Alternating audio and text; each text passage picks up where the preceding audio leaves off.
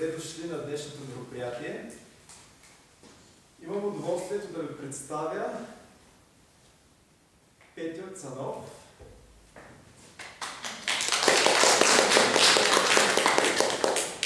Повечето от нас, да не кажем всички, знаем за него. Той има дългогодишен опит в областта на музиката.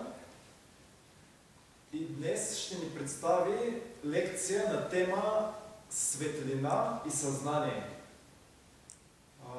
Другият наш гост, Христофор Папанчев, Форката. И него добре познаваме. Двамата с Петю ще сътворят музикалната част от днешното събитие. Благодаря. Преди години, как се казва, на младите години, доста време прекарах в София, тъй като работихме с сестра Йоана и трябваше да създадем репертуар с музиката на учителя, в смисъл, че с аранжименти за цигулка и китара, които да бъдат на професионално ниво, за да можем в всякакви среди по света да изнасяме на едно високо ниво, да поднасяме музиката на учителя. И тогава имах възможност често да бъда в София, дори повечето време живеех там или в бараката на Йоана, или в апартамента на брат Николай Донов. Имах възможност да се срещам с всички, не с всички, но с доста живите по това време брати и сестри, като брат Борис Николов, сестра Теофана Савова, сестра Цветана Лиляна Табакова, също така сестра Весела Несторова, при която ходех доста често на нейния таван на разговори. Знаете, че всички те не са случайни братя и сестри. На сестра Цветана Лиляна е дадено битието от учителя и тя много не занимаваше с битието, не говореше. Само за това има какво да се каже за цяла лекция. Но сега го споменавам мимоходом в това, защото като ги посещавах, тогава, без да бъда много навътре, защото навлизахме в учението, но съм им задавал най-различни въпроси, съм ги питал. Един от въпросите, кое беше най-важното по времето на учителя там и на изгрева и това. И почти винаги отговора беше, най-важното беше любовта. Сега тук съм си извадил най-различни мисли. Учителя каза в разговори при Седемте Рилски езера, темата е пак любовта на тази част. Любовта започва с пробуждане на съзнанието. Сега, защо светлина и съзнание? Знаем всички, че има два процеса. Инволюция и еволюция. Сега, нали Господ казва, аз съм алфата и омегата, началото и края. Тъй като той е началото и края, той дава старт на този процес на инволюция и еволюция. Искам да обясня едно нещо, че всички знаем в човека, учителя е посочил 4 съзнания. Нали, подсъзнание, свръхсъзнание, самосъзнание и съзнание. Обаче в природата също има 4 съзнания, но в човека те са свързани с едно нещо, свързани са с неговото сърце, ум, душа и дух, а в природата са свързани с еволюцията на минералите, на растенията, на животните и също и на човека, също и на светлите разумни същества, които са в своята еволюция над развитието на човека. Така че трябва да правим разлика, тук е идеята да правим разлика между въпроса за съзнанието в четирите царства, в природни царства и в самия човек. Разликата е в това, че животните, минералите, растенията и животните още слизат надолу. Те са в процес на инволюция. А единствено човекът има само съзнание, защото той е всъщност минал този етап на слизане. Възкачването на човека или еволюцията е една повратна точка, която всъщност е най-важният момент в нашето, един от най-важните моменти в нашата еволюция, в нашето развитие. Това е момента от идването на Христа. Затова чрез Христа започва еволюцията. Чрез него се дава тази сила или повратен момент да започне ние своята еволюция. И оттам нагоре вече този процес ще се развива в близкото и далечно бъдеще. Сега, от тук нататък е добре ние да се запознаем поначало с въпроса за необходимост от изучаване на съзнанието. Сега учителя, като почнах да изучавам този въпрос, да се задълбавам, виждам, че в много лекции и беседи почти няма томче, където да няма 2 или 3 лекции специално посветени на въпроса за съзнанието. В годините той е говорил много за съзнанието. И затова това показва каква голяма важност самия учител придава на този въпрос.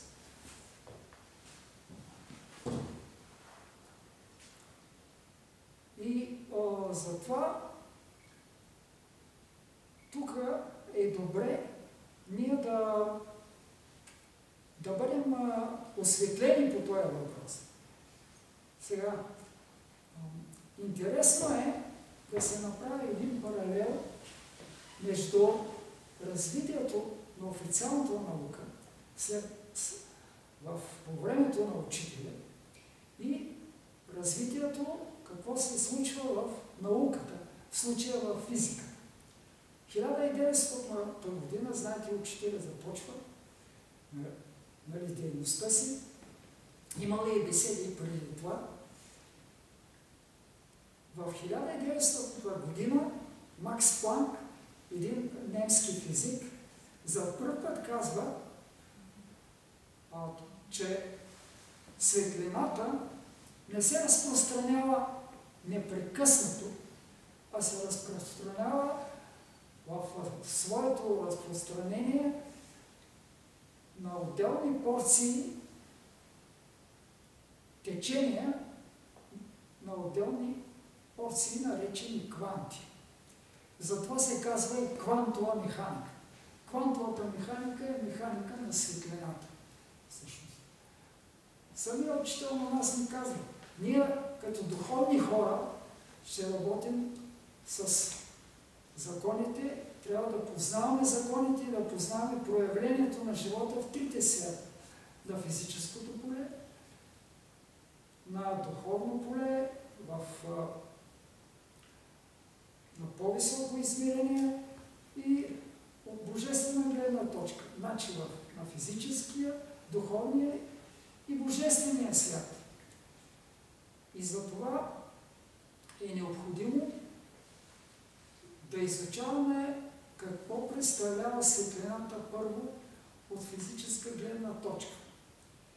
Значи какво представляват тия порции и кванти? Тия порции и кванти са отделни трептения, отделни порции, на които светлината, благодарение на които се разпространява. Интересно е, че 1912 година, когато учителя работи в Арбанаси и създава книгата "Цветните лъчи", където са дадени по лъчите на светлината, той дава всичките добродетели, които принадлежат към всеки един цвят на светлината. към кой лъч принадлежи. По това време, точно 12-та година, Айнщайн, един от най-големите умове на човечеството, изказва, работи също върху идеята за светлината, разбира се, на физическо поле и за нейното разпространение. И той казва, че светлината, не само светлината, но и всички частици, които са всъщност в материята, като вземеш протон, неутрон, неутрино и всички други, те са много там по-физически, всъщност представляват също порции светлина, или те са всъщност имат светлинна, не аура, светлинна същност. Значи, самата материя, тя е кондензирана светлина, кондензирана енергия, кондензирана светлина и оттам нататък вече кондензирана духовна светлина, кондензирана любов. Това е всъщност любовта на Бога, изразена в материалния свят. Но паралелът е интересен. 1922 година, когато учителя започва школата, младежки и общия окултен клас, изнася първите лекции на младежкия и на общия окултен клас. Един голям американски физик, Албърт Комптън, също работи върху светлината, върху разпространението и той тогава създава тази светлинна теория, според която всъщност не само светлината, а всички останали частици всъщност притежават това светлинно поле и всъщност се обосновава, това се казва в науката, дуализъм на светлината. Светлината се проявява като светлина и частица. Но тук какво обърква учените? За нас, като разбиращи, да кажем, учителя ни е научил да разбираме разумността в природата и Вселената, това нещо е съвсем, да кажем, не толкова изненадващо, но за учените е изненадващо, че светлината се проявява като вълна и като частица едновременно. И тези две проявления на светлината в науката се казва дуализъм на светлината и за тях това нещо е като база за противоречие и същевременно база за развитието на науката напред, защото със стремежа си да разрешат този въпрос се създават много научни открития и много научни теории, които в бъдеще взимат важно участие в еволюционния процес на развитие. Така че в 1924 година Луис де Брогlie, един френски физик, той пък експериментално доказва този дуализъм на светлината, че съществува. А в 1926 година на тая база един физик, който пък е австриец, Ервин Шрёдингер, създава уравнение именно за този дуализъм на светлината. И това уравнение е едно от основните в квантовата механика. Тоест в науката за светлината, това е квантовата механика, която всъщност е в физиката научно и то става, тя се казва обаче релативистка. Релативистка квантова механика значи релативистка е на ниските скорости. А пак 2 години по-късно, 28 година, това го казвам не случайно, защото има много лекции, започнем да ги... Сега няма да се занимавам подробно, но има много лекции, които точно в тия години учителя е говорил все за съзнанието и все за светлината. Значи, вижте колко интересен паралел. Учените работят, но това е космичното съзнание, божественото съзнание, което работи от невидимия свят с развитите умове на човечеството и същевременно учителя работи в духовната област. Това беше на мен най-интересното сега.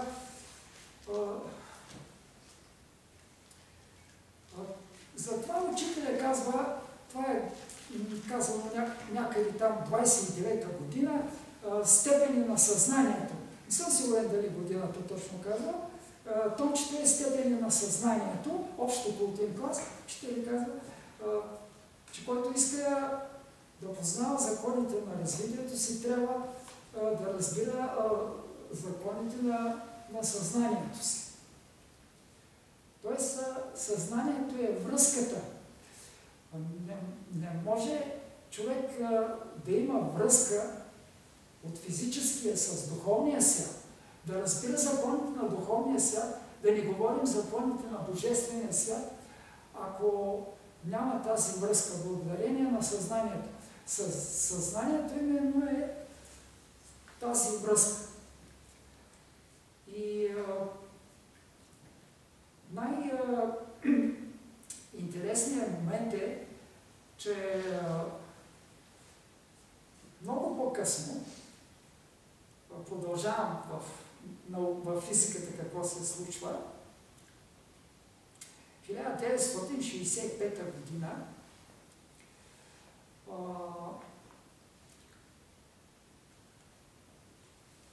се появява една теорема, в която общо взето, теоремата няма да я предавам точно, в нея се казва физическа теорема, тя е с формула, но аз горе-долу ще я цитирам по смисъл. В нея се казва, че между две частици, които някога са влязли в контакт, съществува някакъв вид нелокална връзка, която се запазва. Или когато учените разпадат в там някакво енергийно поле, един атом, разпарчаващите се на всички страни частици, запазват връзката помежду си. Въпреки това разпръскване и отиване в различни сфери. Оттам той извежда следната теорема, че пак я предавам с мои думи, че всичко ставащо в Вселената във всеки даден момент има връзка с съзнанието на цялата Вселена. Значи, колко е отговорно за нас, нашите мисли, нашите чувства и нашите постъпки. Нашите формули на съзнанието се състоят в структурирането на нашите мисли, на нашите чувства и на нашите постъпки. Така че, ето тук имам, ще ви прочета дословно, вечното благо, 43-44 година, единствената сила е беседа. В съзнанието на човека влиза мисъл и чувство. Мисълта образува външната форма на нещата. Чувствата, тяхното съдържание, а силата – направлението. Направлението. Сега, какво представлява светлината на съзнанието? Това е вече нашата територия, младежки културен клас, 1922 година, знаете, че е първа година. Нали? Двата пътя, противоречия в живота. Сега, лекцията е от 5 юли 1922 година. Положителни и отрицателни сили. Учителя говори за съзнанието и без да цитирам целия пасаж, продължава. Тези заблуждения могат да се махнат само чрез светлината на съзнанието. Особена е тази светлина. Не влезе ли тя в съзнанието ви, вие ще се останете с старите си разбиране. Точно така. Значи, без пробуждане на съзнанието, без влизането на тая светлина, ние оставаме, нямаме възможност да се развиваме. Затова е изключително важно да имаме представа, да си даваме ясна представа какво представлява всъщност нашето съзнание, по какъв начин, кои са качествата на съзнанието ни, по какъв начин можем да ги развиваме, какви процеси стават в нашето съзнание, кои са процеси на съзнанието. Например, основно нещо за нас като ученици е самовъзпитанието. Какво е самовъзпитанието? Ние трябва първо да имаме пробудено съзнание, да сме разбрали какви качества на ума, сърцето, волята, също и на тялото притежаваме и по какъв начин трябва да работим за тяхното развитие. Също можем да работим, ако сме разбрали, че имаме отрицателни качества на ума, на сърцето или на волята, на какво положително качество трябва да сложим на всяко отрицателно, за да можем да вървим напред, да се развиваме. Защото по този начин ще изграждаме не само връзката с нашата душа и с нашия дух, но всъщност това развитие представлява един процес на красотата. Красотата от физическа гледна точка касае външните форми. Нали, хубаво е да имаме красиви форми, красиви тела, красиви движения. Думите, с които говорим също, да имат не само някакъв научен израз, но да има и красота. Вижте, в това отношение учителя ни е дал пример с цялото слово. Колко поетично, колко красиво говори учителя. Каква вътрешна красота, каква вътрешна радост добива човек в душата си, когато чете словото на учителя. Особено тия съборни, тия, които са държани лекциите, беседите на планината. Просто учителя колко поетично е говорил. Това е всъщност разликата между източната и западната култура. Източна нямам предвид индийска, китайска, а просто изток и запад като двете течения на мисълта или на, простичко казано, на ума и сърцето. Сега, Хелвеци, Хегел, феноменология на духа и също така има една книга специално за ума, забравих коя беше, освен естетиката. Кант, критика на чистия разум. И много други автори. Монтен, всичко пише за ума. Най-велите философи са говорили изключително, написали големи книги. Вземете в много време също, в момента го забравих името, английския учен, имаме вкъщи така дебела книга написал само за ума. Това е западната култура. А учителя говори толкова за сърцето. А пък сега учителя казва, че всъщност първият лъч, който душата изпраща навън, това е първият лъч към сърцето. И душата, първият лъч, първото своето проявление го изпраща към човешкото сърце. Сега, красотата е хармония или съзвучие. Затова тук ще преминем малко, защото като казах на приятелите в Шумен, като сега ще изнасям лекция и така, ти си музикант, трябва да говориш за музика. И сега няма да се размие без музика. Сега,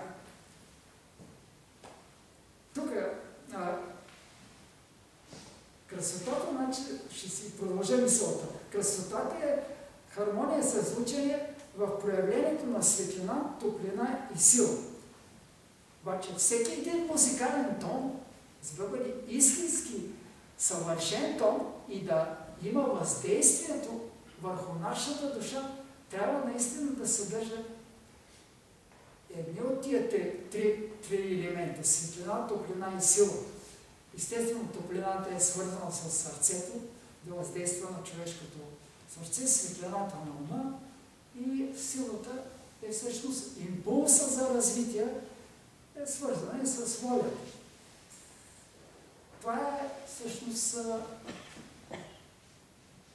съзнателната музика или музиката на учителя. Защото учителя казва поначало в лекциите, че думата духовен трябва да се замени с думата съзнателен. Сега,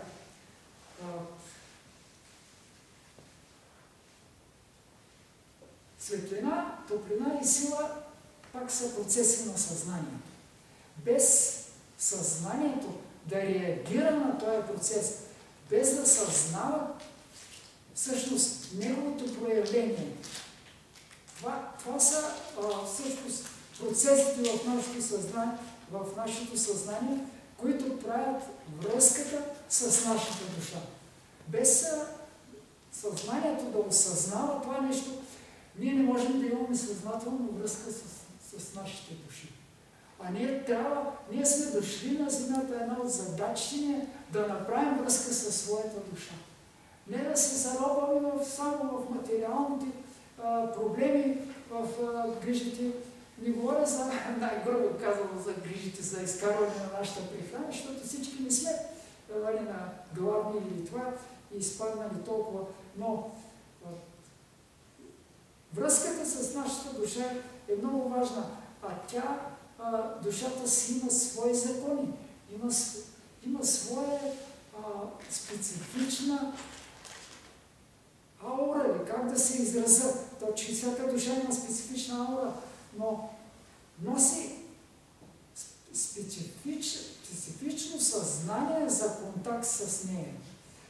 Това е всъщност нашия съзнателен живот, да направим връзка с нашите души, обаче с душите на нашите ближни. Ако не направим тая връзка, как може любовта да протече между нас? Няма как да стане. Просто няма. Всичко излиза съвсем така, как да кажа, формално излиза.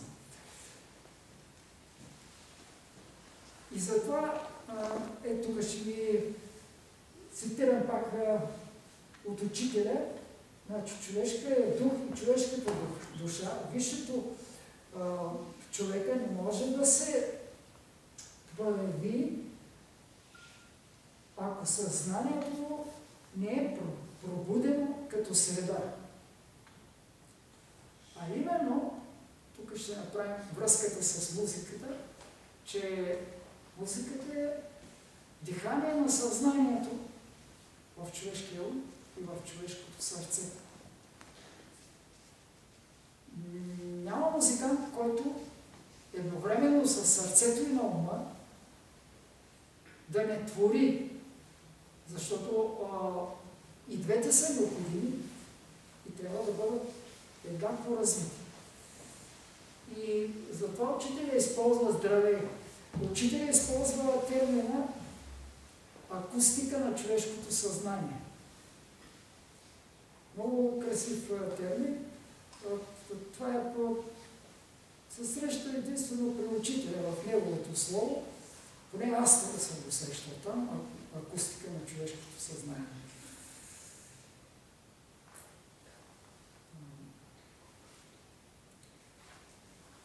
Сега за тоновете, мен ми се искаше да кажа малко, пак по отношение, той има връзка пак и с паневритмията. Сега, още първия ден на пролета започва от тона ла. Тона ла като символ, като значение означава пробуждане на човешкото съзнание. И този мотив ла, си до, си ла, всъщност се състои от тона ла, достига върха на фразичката е до. До е червеният цвят, цвят на любовта. Значи, пробуденото човешко съзнание води към любовта. И нейното проявление вече пак е завършването на цикъла, пак отива в съзнанието, но вече съзнанието е променено с проявление на любовта. Този мотив той е като основен в първия ден на пролета. Но говори се за паневритмията, че нали, е торсионен генератор. Аз съм го чувал още преди. Някои приятели са изнасяли лекции и така нататък. За тази цел, като започнах да изучавам в физиката торсионните полета, ми се стори много интересно да ви запозная тук всъщност с свойствата на торсионните полета. За да знаем, ние като играем, като сме част от този генератор, какво става първо с нас, вътре в нас, с нашето тяло, с нашето съзнание, с нашата физическа и с нашата духовна същност, да знаем и какво става в цялата природа. Защото паневритмията е нещо, което създава определени торсионни полета, които действат в цялата жива природа. Сега, тук ще ви покажа една схема. Вижда ли се от всички? Не знам дали достатъчно се вижда. Това е всъщност торсионно поле.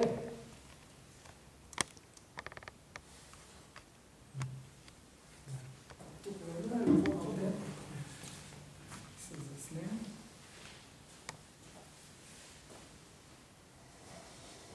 Сега, има интересно свойство на защо е така. Тук е центъра или частичката. Това е тук в момента един атом или една частичка, която се движи. Ето по посоката на паневритмия. То се върти. Всъщност торсион значи въртене. Просто върти се. Да, обаче то като се върти, създава нагоре, вижте, това се разширява до безкрай. Това е осовата линия, тук, а това поле се разширява. То същевременно върви. Има поле, както е тук нагоре, има и надолу. И затова едно от свойствата на торсионните полета е, че те се разпространяват в сегашното, в бъдещето и в миналото. Значи, когато играем паневритмия, ние изправяме кармата на миналото си. Това е изключително нещо. Това го има само в паневритмията. Никъде го няма. Значи, то го има в науката, но по принцип така поставено в движенията, че това да въздейства положително на цялата природа и на минало, настояще и на бъдеще. Това е само една друга. Сега, торсионните полета, аз съм ги запомнил, тук има ги сега, ще ви прочита да ви бърква нещо, точно, но със свойствата на торсионните полета, мисля, че ще ги намеря.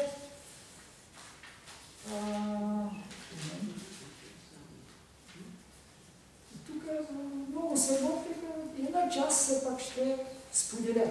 Сега, продължаваме за торсион. Значи, френският математик Ели Картан е първият, който в 1913, значи пак 13-та година, свързваме го с цветните лъчи учители, когато работи върху светлината, казва, в природата трябва да съществуват полета, породени от въртенето.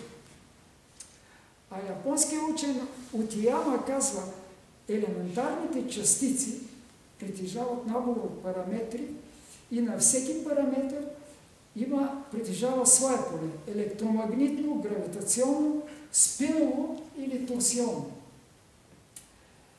електромагнитното и гравитационното поле имат централна асиметрия.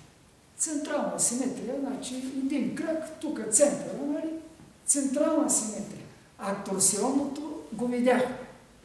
Той има осева асиметрия. Нали? Едното се разпространява, нали, както е тук. Едното се разпространява нагоре, другото се разпространява надолу. Това е всъщност полостта, осевата симетрия, въпреки че тук се върти в центъра. Сега, за свойствата. Торсионното поле се образува около въртящ се обект и представлява съвкупност от пространствени микровихри.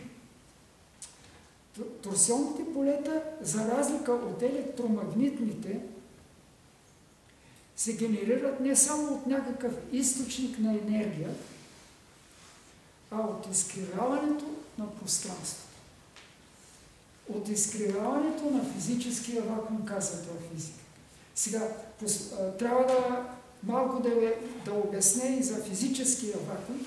Физическия вакуум не е нищо. Това е когато учените изтеглят и въздуха, и всичкото, и всъщност от едно пространство за нас е празно пространство, няма нищо.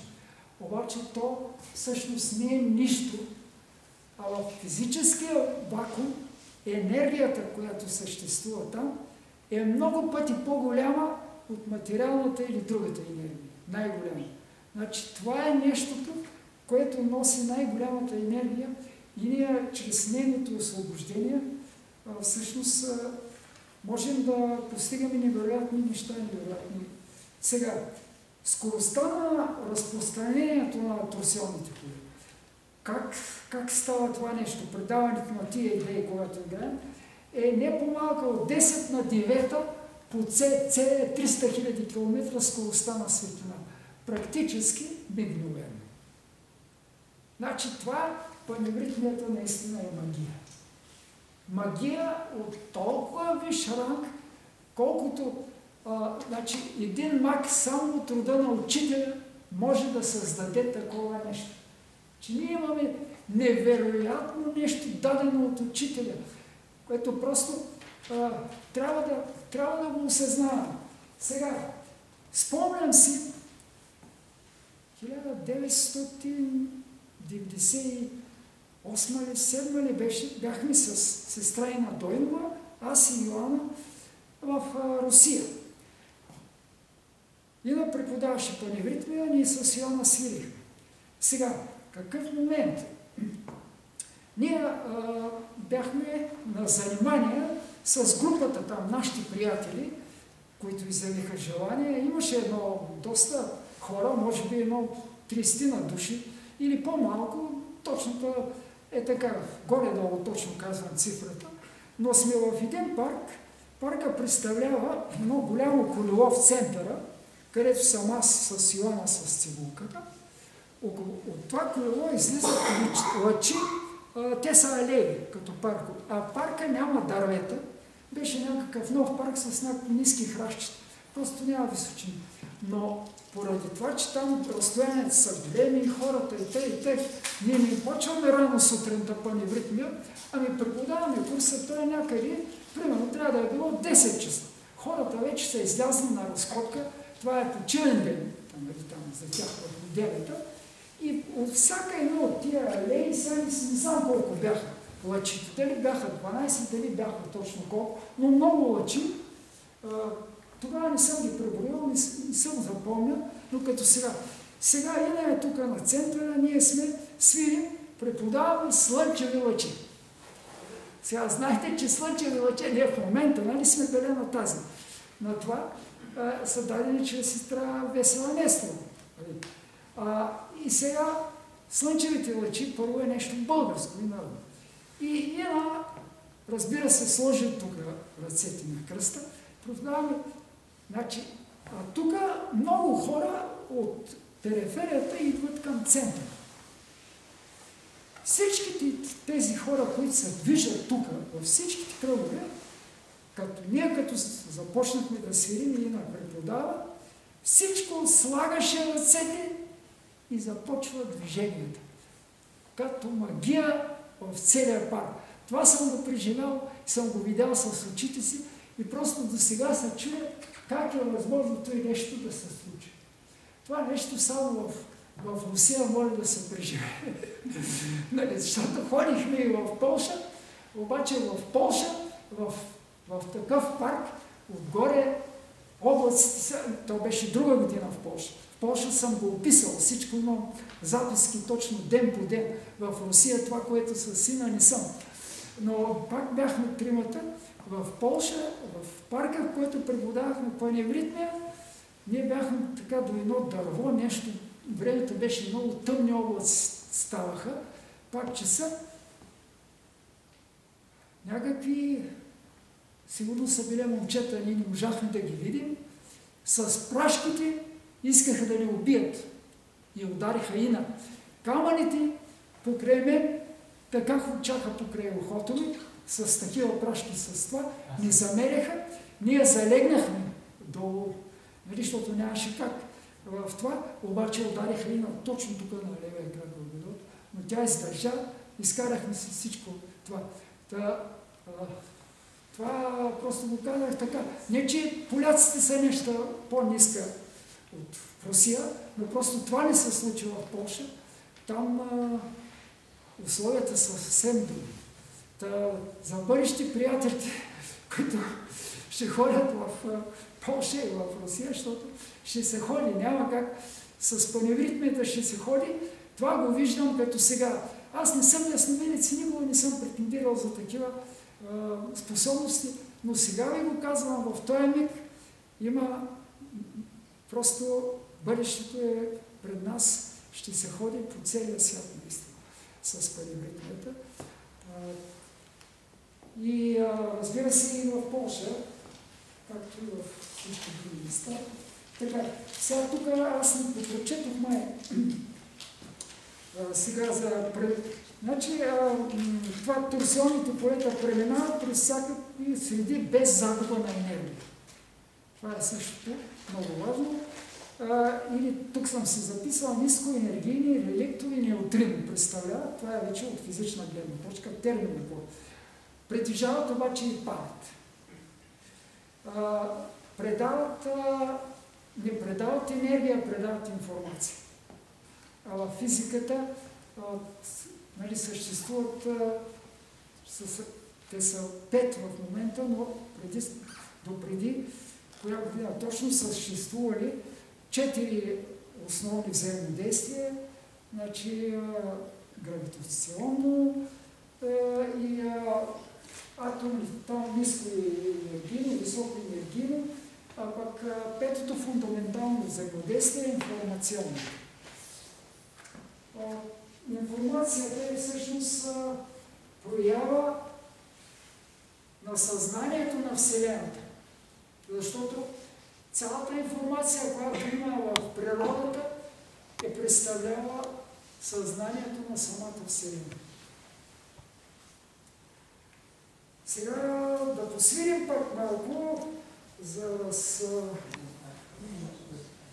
малко да разнообразим сухата материя на това. И тук ще ви покажа и други неща, малко за музика ще поговорим. Пак във връзка с съзнанието. Ще свирим още някакви песни. За това ли се урекне сега?